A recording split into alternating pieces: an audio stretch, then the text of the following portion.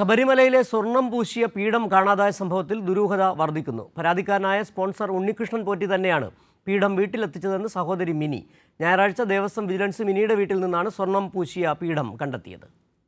ശബരിമല സന്നിധാനത്തെ ദ്വാരപാലക ശില്പങ്ങളിലെ സ്വർണം പൂശിയ പീഠമാണ് കാണാതായത്. സ്പോൺസറായ ഉണ്ണികൃഷ്ണൻ പോറ്റി തന്നെയാണ് പീഠം കാണാതായതായി ആരോപണം ഉന്നയിച്ചത്.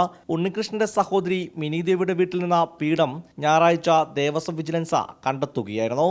ഉണ്ണികൃഷ്ണൻ തന്നെയാണ് പീഠം വീട്ടിലെത്തിച്ചതെന്ന് സഹോദരി മിനി പറഞ്ഞു. എന്നാൽ എത്തിച്ചത് പീഠമെന്ന കാര്യം ഉണ്ണികൃഷ്ണൻ മിനിയോട് മറച്ചുവെക്കുകയും ചെയ്തു. ഇതോടെ ഉണ്ണികൃഷ്ണന്റെ നീക്കങ്ങൾ സംശയത്തിന്റെ നിഴലിൽ ആകുകയാണ്.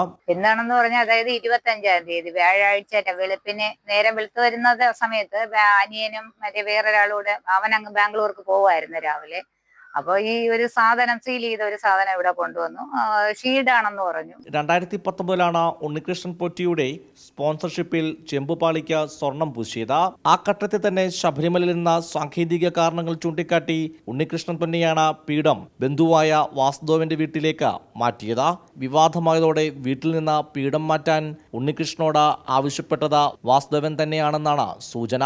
4.5 വർഷം പീഠം കൈവശം വെച്ച ശേഷമാണ് ഉണ്ണികൃഷ്ണൻ വ്യാജ പരാതി ഉന്നയിച്ചത്.